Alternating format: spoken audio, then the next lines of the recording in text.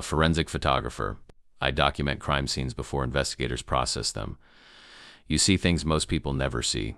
After 8 years, you build a wall between yourself and the work. Clinical, detached, just light. Angles and a shutter click. 4 weeks ago, my wall came down. I was called to an abandoned house on the edge of town. No crime confirmed yet, just a welfare check that felt wrong. Standard documentation. I moved through each room methodically. Bedroom, kitchen, bathroom. Nothing unusual until I reached the basement. On the wall, someone had written the same sentence 200 times. The photographer always comes last. I photographed it and flagged it for the lead detective. She said it was probably old graffiti. Told me to finish the sweep. I moved through the rest of the basement documenting everything. It wasn't until I got back to my studio and loaded the photos onto my screen that I noticed something. In the reflection of a broken mirror in the basement standing behind me was a figure. I had been completely alone. I zoomed in, dark clothing, tall, face obscured by shadow, positioned directly behind my left shoulder. I went back through every photo from that scene looking for another explanation. Wrong angle, trick of the light, equipment reflection. Nothing explained it. I sent the photo to the detective. She called me 20 minutes later. Her voice was different.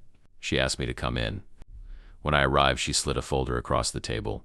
Nobody had ever connected them. Different cities, different photographers, different cases. The figure was in the background of one photo per scene. Always behind the photographer. Always the same dark clothing, same height, same obscured face. 3 of those photographers died within a month of taking the photo. The detective asked me quietly if I felt like I was being watched lately. I said no automatically, then I stopped. Because standing in that office, looking at those 15 photographs laid out in a row, I realized something that made my throat close. Every single photo was taken at 2 a.m. I had been called to that house at 2 a.m. I left the station and drove straight home. Checked every room, every window, every lock. Nothing.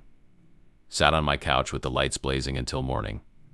Convinced myself it was coincidence. Pattern recognition.